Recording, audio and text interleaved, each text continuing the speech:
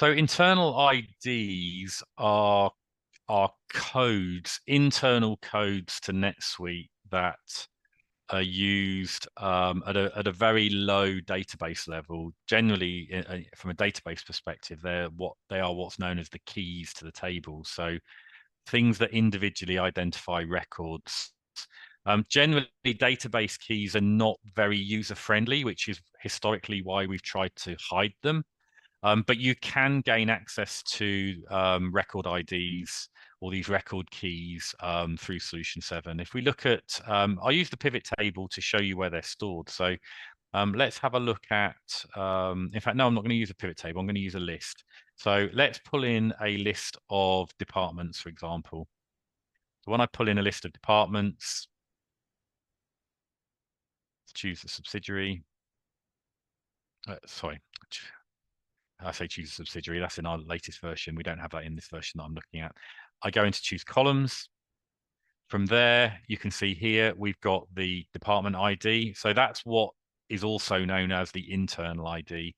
The reason we don't refer to them as just internal ID is, can you imagine all of these different database objects and everything having something called internal ID? It would get very confusing. So for departments, it's department ID. For locations, it's location ID.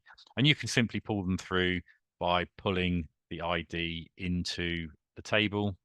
Click OK, click OK.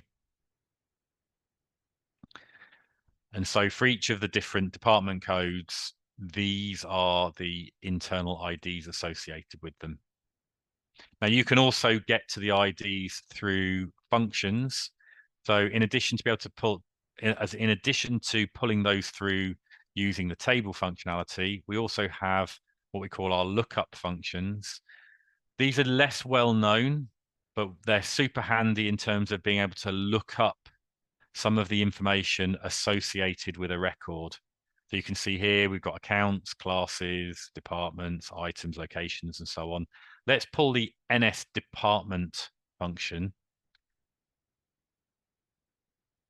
Look up the subsidiary.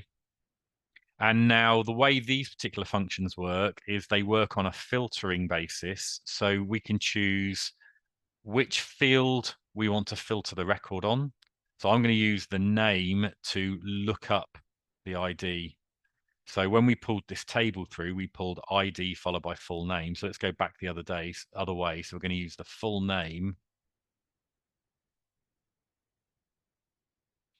And we're going to filter to return the ID. So let's just go through that again. So for this particular function signature, we've got the subsidiary coming through.